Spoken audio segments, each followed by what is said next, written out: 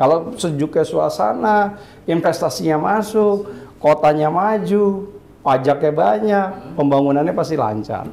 Pada saat pembangunannya lancar, berarti pembangunannya jalan. Orang pada saat dia membangun pasti butuh yang namanya informasi, butuh yang kemudian harus digepi kan gitu. Dan yang paling utama itu tadi, anak-anak kita menjadi anak-anak yang kreatif.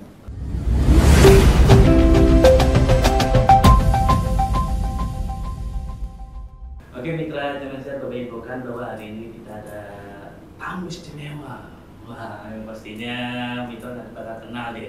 Sosoknya juga sama suaranya juga pasti buat orang Bekasi nih, pasti kenal gitu kan. Alhamdulillah di studio udah datang yaitu Bapak Wakil Wali Kota, Bapak Dr.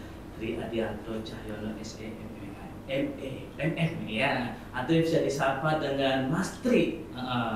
Buat warga Kota Bekasi pasti kenal dong namanya Mas Tri nih. Halo Pak, apa kabar Pak? Alhamdulillah. Aduh, gue buka dulu ya. Kita kan jaga jarak nih ya bro. Ya. Jaga jarak itu yang paling utama itu bro. Betul Pak, betul Pak. Iya, karena gue kemarin juga sempat ngomong sama si Tom. Temennya Jerry. Iya. Untuk sementara Tom and Jerry kagak boleh deketan. Ya, marah-marahan aja dulu. Mungkin untuk warga Bekasi juga kan punya sejarah khusus juga tuh Pak, dari pahlawan Pak. Nah, yang Bapak tahu itu sejarah Bekasi tuh Pak, yang tepatnya khusus Nuh dulu nih tempat sejarahnya di sini. Nah, itu Bapak tahu di mana tuh Pak? Nah. Jadi kan kalau kita lihat bahwa kita cukup berbangga hati ya, bahwa walaupun orang misalnya kalau sebutkan 10 orang nama pahlawan gitu. Iya. Kita masih belum menyebut nama Ki Haji Nur Ali tuh. Pasti yang disebutnya Patimura, Agus Salim. Nah ini yang harusnya menjadi satu kearifan lokal ya buat orang Bekasi. Kita harus bangga karena ternyata banyak juga nih pahlawan yang ada di kota Bekasi, ya kan? Ada Ki Haji Nur Ali, ada yang kemudian dijadikan nama jalan misalnya, Asibuan ya saya. Nah itu kan juga pahlawan yang kemudian secara nasional diakui. Nah ini yang menurut saya kita harus tahu flashbacknya. Kenapa sih Ki Haji Nur Ali kemudian dianggap menjadi pahlawan? Kan seperti itu. Padahal pada waktu itu sebenarnya beliau adalah lebih concern kepada dunia pendidikan.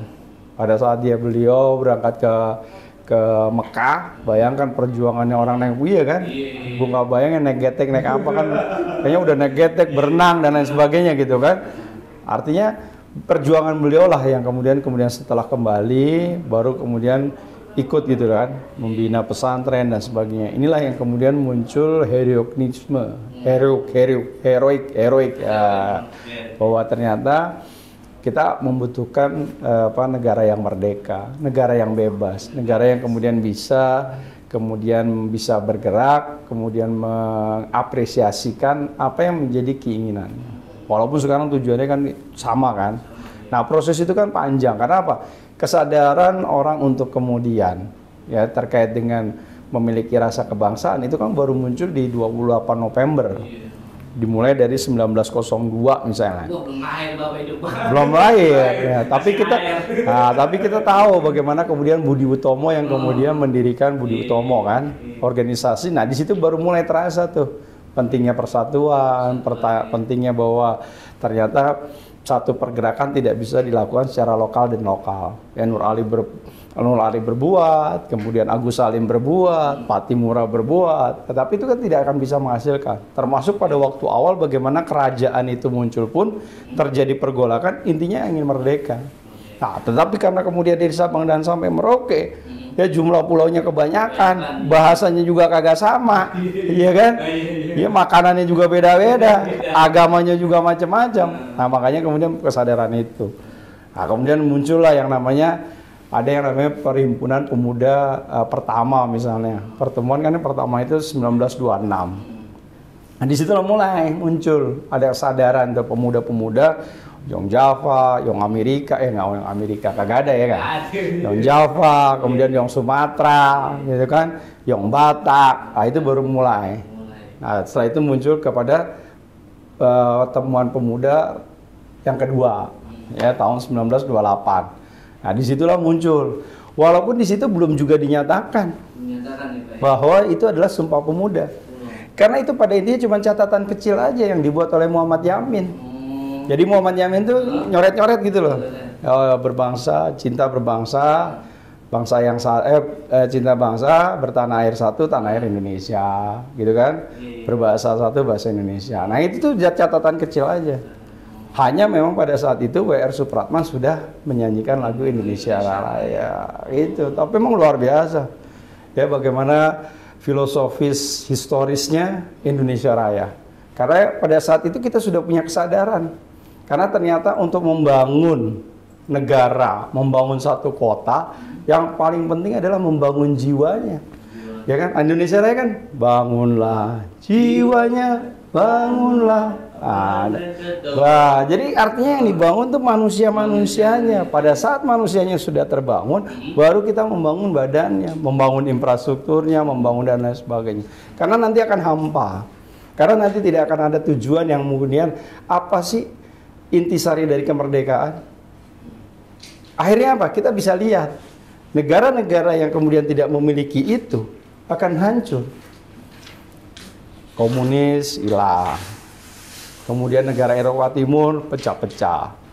Hampir ini sekarang hari ini kita masih melihat bagaimana yang namanya Myanmar, tetangga kita, masih satu rumpun, ya kan? Satu rumpun tuh, kita sama orang Myanmar, sama orang Brunei, sama orang Thailand tuh sama-sama kita. Wajah dan penampilannya itu sama. Cuman beda ganteng sama cantiknya aja. Iya.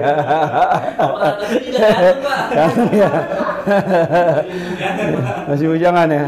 Sama dong, banyak tuh tempat gue yang masih bujangan.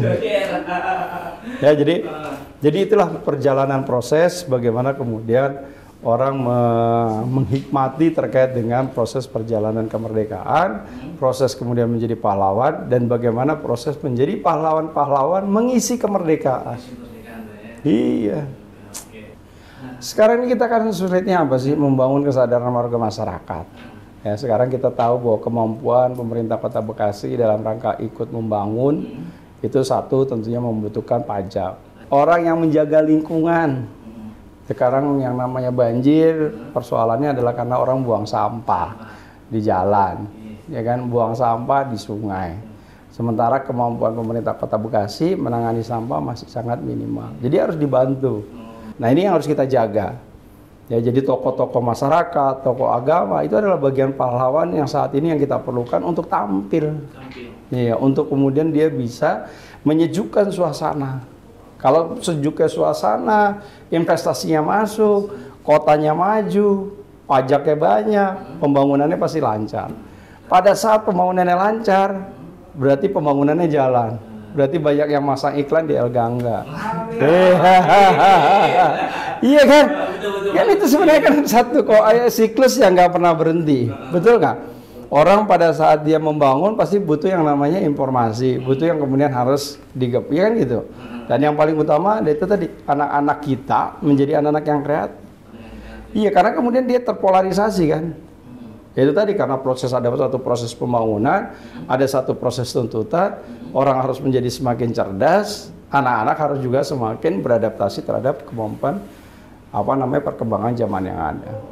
Ini yang saya kira yang masih kita perlu pendekatan yang lebih baik lagi, ya, supaya selalu terreview gitu, bahwa ternyata budaya kita termasuk pakaiannya pun terdiri dari berbagai macam adat istiadat yang luar biasa gitu. Saya kira memang perlu juga lah ya ke depan hal-hal seperti ini ya pada saat Hari-Hari Pahlawan. Karena termasuk di Kota Bekasi sendiri kan kita kalau nggak salah di minggu keempat, hari Kamis itu juga hari Jumat juga kita menggunakan baju adat Bekasi misalnya, pangsi gitu kan. Terus hari Kamis kita pakai batik Bekasi. Sebenarnya ingin memasyarakatkan gitu loh, bahwa ternyata ada nilai-nilai yang kemudian merupakan bagian dari proses perkembangan dari kota yang ada. Contohnya Tugu Bekasi. Kenapa dia masuk menjadi satu pakemnya batik Bekasi? Karena kalau orang yang kritis dia akan tanya, kenapa sih kok ada ini aja, ada Tugu Bekasi. Oh, ternyata kan Tugu Bekasi punya cerita misalnya. Oh, pada saat itu pertempuran misalnya kayak Haji Nur Ali, karena pada saat itu Jepang datang, kemudian kita kita lawan, kita bunuh gitu kan, karena dia dianggap sebagai penjajah misalnya. Nah, ini kan bagian dari cerita. bagian dari sejarah. Kenapa sih kok masuk di sini ada manggis misalnya? Padahal sekarang manggis aja udah susah nyarinya. Iya, Mas. Duku nggak masuk, Bekasi. Kalau kita tuh duren, capi. Jamblang aja susah, Pak. Jamblang susah. Ya jadi artinya kan itu bagian cerita yang kita bisa kita sampaikan kepada generasi berikutnya, supaya mereka tahu bahwa demikian luar biasa ya, bahwa dulu Kota Bekasi adalah terdiri dari berbagai macam tumbuhan yang kemudian muncul di sini. Gitu. Terus ada rumah Betawi misalnya. Nah itu saya kira yang menjadi tugas kita bersama ya, bahwa masyarakat juga mestinya juga merindukan hal-hal seperti itu. Di satu sisi pemerintahnya tentunya harusnya mendorong ya, jangan sampai tuh hilang tuh tari topengnya, jangan hilang, kemudian juga tari ronggeng ya. Makanya sekarang ronggeng itu kan harus dikemas supaya jangan berkonotasi secara negatif. Oke Mas Tri, inovasi masa kini khususnya di Kota Bekasi. Kalau saya sih inovasi yang harus dilakukan adalah bagaimana kita harus selalu berupaya dari sisi pemerintah ya, selalu berupaya memberikan pelayanan yang terbaik. Terbaik itu tentunya harus dalam waktu yang pendek, kemudian terukur, ya kemudian murah, ya kalau perlu gratis, ya kan. Terus kemudian juga inovasinya adalah kita mampu juga beradaptasi dengan kondisi yang ada. Ya makanya terus kita bangun misalnya sekarang ada yang namanya ruang kreatif center misalnya. Karena di sana kita harapkan anak-anak muda kemudian mampu berkolaborasi ya, bersinergis ya, sehingga pada akhirnya mampu melahirkan inovasi-inovasi yang terbaik. Satu hal kita cukup berbangga misalnya, tingkat pertumbuhan hub di Indonesia itu paling tinggi di dunia. Ya, tapi tentunya itu tadi. Dan beberapa itu malah menjadi top score ya, kayak misalnya Gojek, itu kan itu mendunia ya. Nah, inilah saya kira menjadi motivasi ya buat kita bersama ya di dalam rangka untuk memberikan yang terbaik. Jadi di samping pelayanan tentunya saya kira juga inovasi yang terus kita lakukan adalah membangun branding, image ya, bahwa Kota Bekasi tidak saja sebagai kota yang maju tetapi juga kota yang berbudaya. Tetapi tentunya perlu modifikasi. Contohnya tadi misalnya tari ronggeng, supaya kira-kira nggak kelihatan kampungan apa ya, dibikin ronggeng keren, ronggeng beken, ronggeng Bekasi keren gitu kan. Ada satu tempat yang kemudian sesuatu yang tidak memiliki nilai kemudian dielaborasi, kita kemudian penetrasi, pada akhirnya menjadi satu tempat destinasi wisata. Nah itu perlu juga dukungan dari warga masyarakat. Dan alhamdulillah misalnya kemarin kita membangun yang namanya Jalatunda ya. Nah Jalatunda itu persoalannya adalah di mana kali Bekasi selalu terjadi pencemaran, kemudian adanya kerusakan lingkungan. Nah inovasi yang kita lakukan apa? Sekarang bukan pemerintah yang kemudian melakukan pengawasan, pemerintah yang kemudian turun, tapi sekarang warga masyarakatnya, kemudian masyarakat pencinta alamnya. Nah, alhamdulillah kemarin kemudian sudah menjadi perhatian di tingkat provinsi.